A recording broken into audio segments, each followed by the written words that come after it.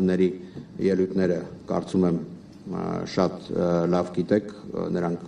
առաջընթաց են ապրում, նվաճել են եվրոպական գավաթների խմբային փուլի ուղեգրեր, Ալաշկերտը, Փյունիկը, Նոան, դրանք աննախադեպ են հայաստանյան ակումբային ֆուտբոլի համար, սկսել են ակումբների սեփական անտերերը էլ ավելի մեծ միջոցներ ներդնել, ես կարծում եմ դա այն պատճառով է, որ մեզ հաջողվել է մաքուր եւ մրցակցային դաշտ ստեղծել, եւ սա եւ ակումբների եւ Հայաստանի ֆուտբոլի ֆեդերացիայի նվաճումն է։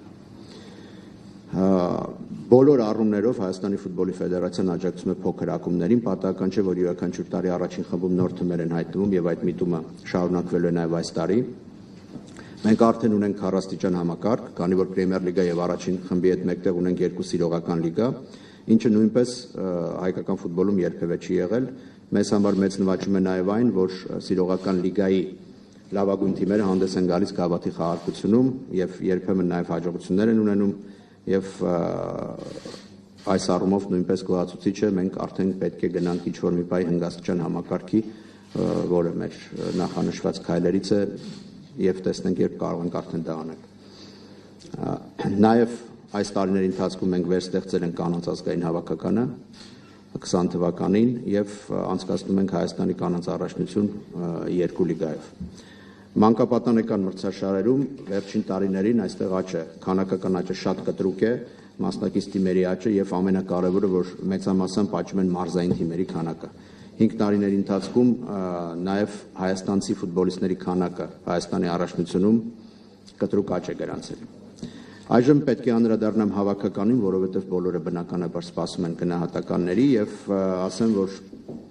հերվից եթե գան գիտեք, որ 20 թվականին Հայաստանի ֆուտբոլի ազգային հավաքականը իր պատմության մեջ առաջին անգամ որևէ մրցաշարում հաղթեց, դա ազգերի լիգայի C դիվիզիոնի իր խումբն էր։ Ես այն ժամանակ արժանիորեն մեծարվեց հավաքականի մարզիչ Խոակին Կապարոսը, ովքեր հետևում են, հիշում են ինչ էր կատարվում այն ժամանակ նաև անտեսվեց ֆեդերացիան, մեր համար դա խնդիր չէր, բայց սովորաբար երբ հակառակն է լինում եւ հավաքականը հաջողություններ է ունենում, ֆեդերացիան միշտ մեղավոր է։ Ֆուտզալի ազգային հավաքականին անդրադառնալով ասեմ, որ 2 շաբաթ առաջ մենք բացառիկ հաջողության հասանք, նվաճեցինք Եվրոպայի առաջին եզրափակիչ մրցաշարի ուղեգիր։ Հայաստանի պատմության մեջ, սպորտի պատմության մեջ դեռ չի եղել մի դեպք, երբ խաղային մարզաձևից որևէ մեկում Հայաստանը լիներ ներկայացված Եվրոպայի առաջին եզրափակիչ փուլում։ Մենք արդեն ունենք այդ նվաճումը 26 թվականի հունվարին Հայաստանը մասնակցել է Եվրոպայի ֆուտզալի առաջին եզրափակիչ մրցաշարին։ Ընդ որում մեր հավաքականը դասակարգման աղյուսակում եվրոպական 13-րդն է, իսկ աշխարհում 20-րդը, ինչը նույնպես բոլոր առումներով բացառիկ նվաճում է։ Հայաստանի կանանց հավաքականը, ազգային հավաքականը երկրորդ տարին անընդմեջ արդեն 2 հաղթանակ է տոնում, երկար անհաջողություններից հետո մենք կամաց գալիս ենք առաջ եւ չնայած երեկվա անհաջողությանը մենք տեսնում ենք, որ մեր թիմը տարեստարի աճում է։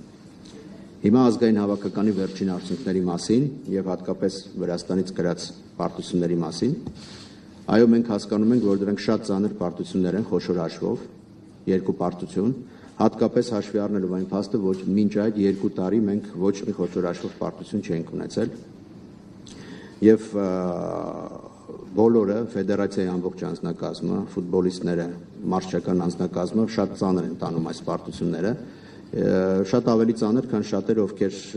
դրանց մասին անընդհատ գրում են, իսկ իրականում կա մի զանգված, որոնք շատ ուզում են այդ պարտությունները տեսնել, որպեսզի հերթական առիթ հանդիսանա քննադատության։ Մեր հերթին մենք փորձում ենք դրանից հետևություններ անել, հասկանալ, ինչը որպես ֆեդերացիա կարող ենք ավելի լավ անել, որպեսզի խուսափել դրանից, իսկ իրականում նաև հասկանալ, որոնք են օպտիմալ պատճառները։ Մենք գիտակցում ենք, որ բոլորը պատասխանատու են այս արդյունքների համար, ամբողջ թիմը, ֆուտբոլիստները, մարզիչները մեզ հետ միասին, եւ տվյալ պարագայում կան օբյեկտիվ պատճառներ, կան պատճառներ, որոնք այժմ վերլուծում ենք։ Մենք երկար զրույց ենք ունեցել հանդերձարանում հաջորդ օրերին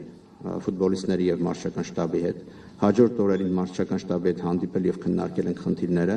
եւ նորանշանակ մարզչին իհարկե ժամանակ է պետք, բայց դրա հետ մեկտեղ արդեն նա որոշ լուծումներ է առաջարկել եւ մեզ տվել գալիք անելիքների ծրագիրը։ Ես իմ տարեվերջյան խոսքում, եթե խոսենք ազգային հավաքականից, նշել եմ, բայց եւս մեկ անգամ կրկնեմ ու կրկին ներողություն եմ խնդրում նրանցից, ովքեր երկրորդ անգամ սա պետք է լսեն եւ ուշադիր են եղել, Ինչ խնդիրներ են ծառանում ազգային եւ երիտասարդական հավաքականների առջեւ։ Սրանք այս խնդիրները նախանշվում են դեռևս մի քանի տարի առաջ եւ իրենք վերլուծված են ոչ միայն մեր, այլ տարբեր մասնագետների կողմից։ Եվս մեկ անգամ հիշեցնեմ, որ անցյալ տարի, երբ պարզագույն աղյուսակ հրապարակեց շվեյցարական CIES վերլուծական կազմակերպությունը,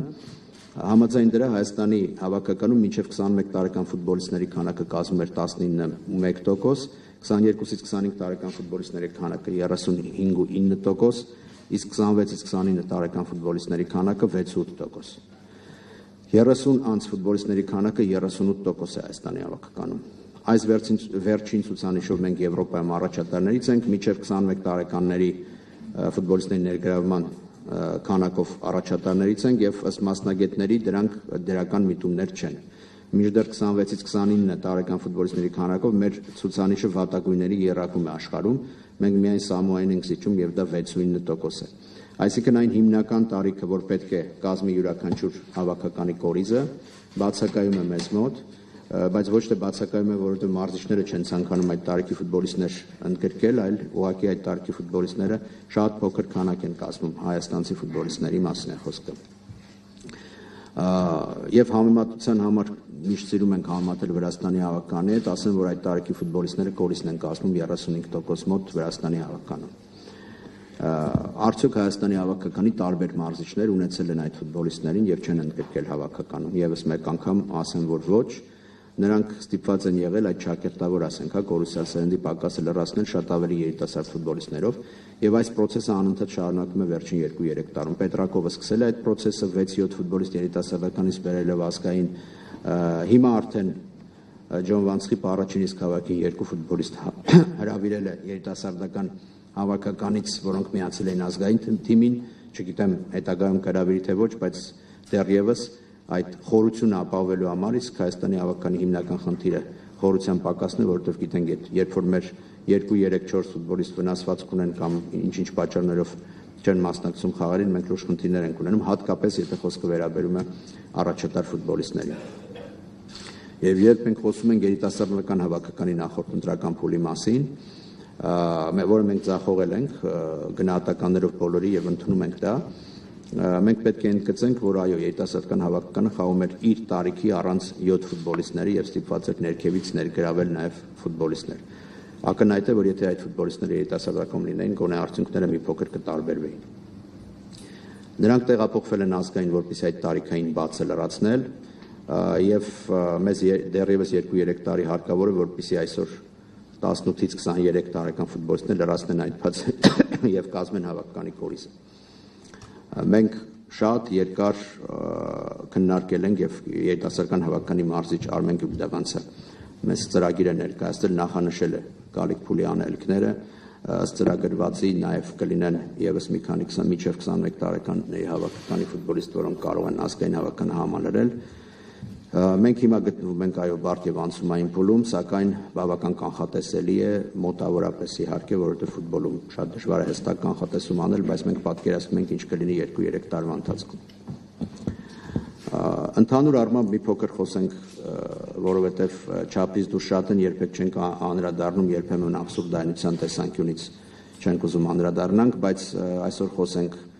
այն մեղադրանքների մասին, որ Հայաստանի ֆուտբոլի ֆեդերացիոն կոռուպցիա է եւ այլն եւ այլն։ Իդեպ այդ գրողները շատ լավ գիտեն, որ ոչ մի կոռուպցիայի մասին խոսք լինել չի կարող, դա շատ մանիպուլատիվ հայտարարություններ, որտեղ երբեք ոչ փաստարկված, բայց ասեմ, որ օրինակ Հայաստանի ֆուտբոլի ֆեդերացիան նախորդ տարի իր ենթակա կազմակերպությունների հետ միասին 1 միլիարդ դրամից ավել հարկ է վճարել պետբյուջե, եւ այս թիվը մի քանի անգամ մեծ է նախորդ տասնամյակի ցուցանիշներից, ընդ որում Հայաստանի ֆուտբոլի ֆեդերացիայի բյուջեն չի փոխվում։ Ավելանում է հավաքականների քանակը, պրոֆեսիոնալ եւ մանկապատանեկան առաջնություն թիմերի քանակը, ինչը լրացուցիչ ծախսեր է առաջացնում, բայց մենք ստաբիլ կարողանում ենք նաեւ բոլոր տեսակի հարկային բեռը վերցնել մեզ վրա կատարել եւ բացի դա նաեւ փորձել ինչ որ զարգացման հիմնաքարեր դնել։ Վերջերս UEFA-ի Grow ծրագրի